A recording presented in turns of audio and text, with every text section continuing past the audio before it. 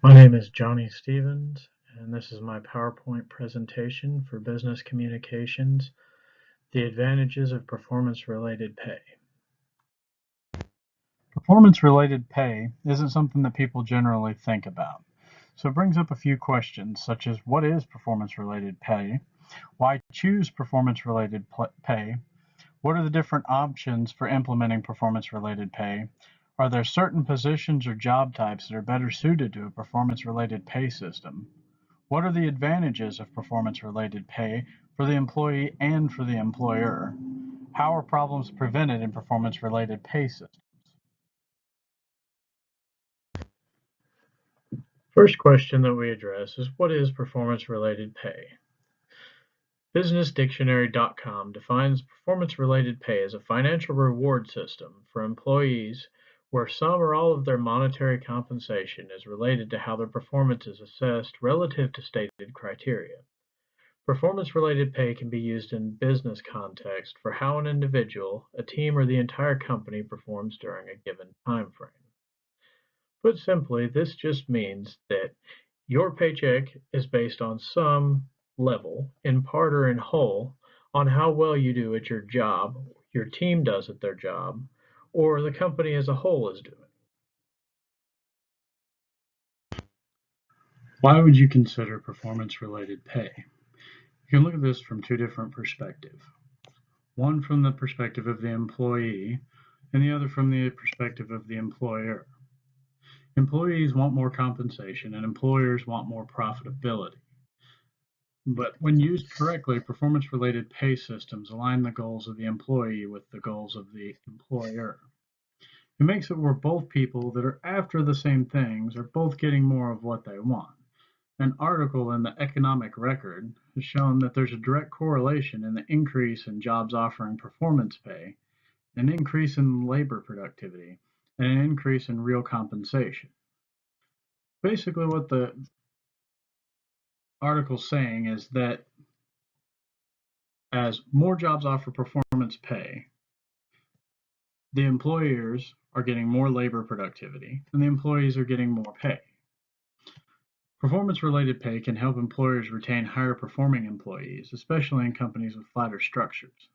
Flatter structures are becoming a lot more commonplace. Bigger companies spread out over large areas. It can be hard to move up in companies that are with really flat structures. There's not a lot of upward mobility, room for promotions. So being able to at least earn more money without having to get a promotion makes it a lot more attractive for the employee. There are several different types of performance-related pay. Some of the more common ones that you'd see are commissions, bonuses, skill-based rewards, profit sharing, and gain sharing. You could kind of break these up into two different groups, the main ones being whether they're based more on the performance of the individual or the performance of the company or the collective group. Commissions, bonuses, and skill-based rewards generally tend to be based on the actual individual involved. Profit sharing and gain sharing tend to be more based on a group level. Commissions are payments that are based on the number of percentages of sales or production. Bonuses are a cash or gift payment over and above a normal salary for an exceptional performance. Skill-based rewards are when employees are given pay based on acquiring, training, or certifications relating to their position. Profit sharing is when the employees are rewarded with a share of the company's profits, either because they have reached a certain metric or had a certain excess. Gain sharing is when the employees are rewarded based on the company's performance improvements. So this would be based just on the improvement in sales, not meeting a certain goal for that type. I want to take a minute to single out jobs that use a commission system to pay employees, because this is the type of performance-related pay that is based pretty much completely on the performance of the individual in a position. Common jobs that use a commission would be for sales, or a lot of people don't think about it, but lawyers. You see a lot of accident lawyers that have advertisements that say, we don't get paid unless you get paid. And that'd be an example of a commission. They generally take a percentage of any amount of money that they win for the client. As I said earlier, commission is payment based on the quantity of products sold or produced by a person. And this is the most direct form of performance pay. So it brings up the question is why would you want to use commission as, well, for starters, as an employer? The first reason would be commissions are a great way to increase productivity. Basically, you're not paying for something that you're not getting back from your employee. If there's no sales, your expenses are minimal at that point. Another advantage is your highest performing employees are the most highly compensated. So the better a salesman, the better a lawyer, the more money they make, and the more likely they are to stay. And this leads to higher retention rates for your higher end employees. On the employee side of things, employees have a great sense of control over their wages. Everything's on you. If you perform well, you make more money. If you have an off day, it's your own fault and you didn't make as much money, but you control what you do. As an employee or an employer, choosing the type of performance-related pay system that you want to be a part of can be difficult. So here are some considerations for a performance-related pay system. If you're dealing with a performance-related pay system that uses individual performance as the metric, you need to ensure that that metric is easily quantifiable, that it can be measured, and that people are getting credit for their own work. Also need to make sure that things aren't so competitive that it creates a hostile work environment. You don't want people fighting over resources, sabotaging each other, things like that.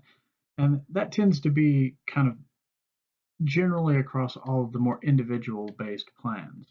Now, when you get into stuff where you need more of a group think or group efforts, the profit sharing and gain sharing plans work a lot better because they generally are based on the performance of the company or the group as a whole, meaning that the whole team is responsible for the performance.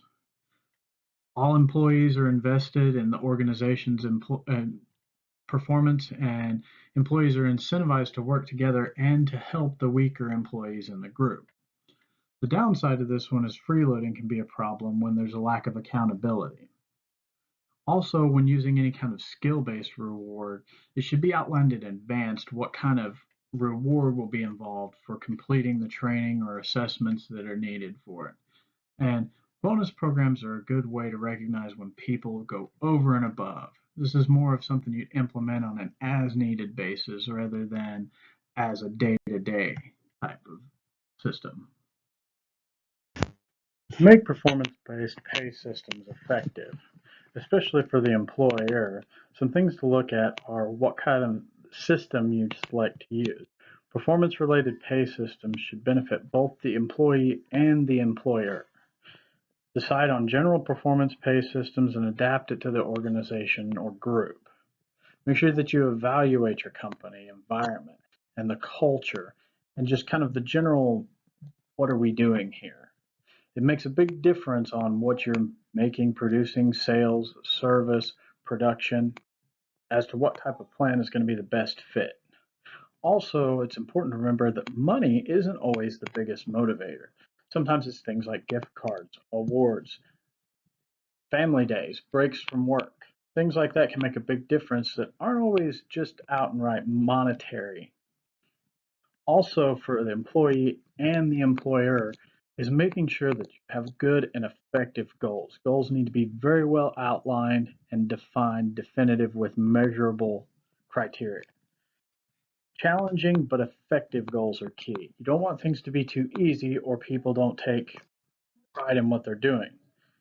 You also want to make sure that the goals aren't impossible because nobody likes to think that they just can't do it.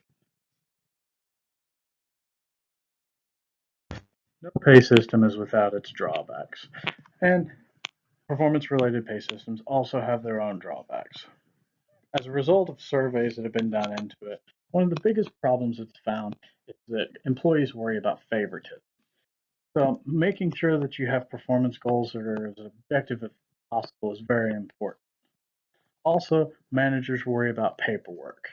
And the other thing to worry about is making sure that you don't create a principal agent problem. This is where everything is performance based for upper level management, and it's led to a lot of problems where Managers aren't always following the best practices for the company, rather, they're trying to make themselves rich. Think Enron. In conclusion, performance-related pay is compensation based on achieving measurable goals. Effective use of performance-related pay increases productivity for employers, increases compensation for employees, and aligns the goals of both groups. It's important to choose the correct type of performance pay.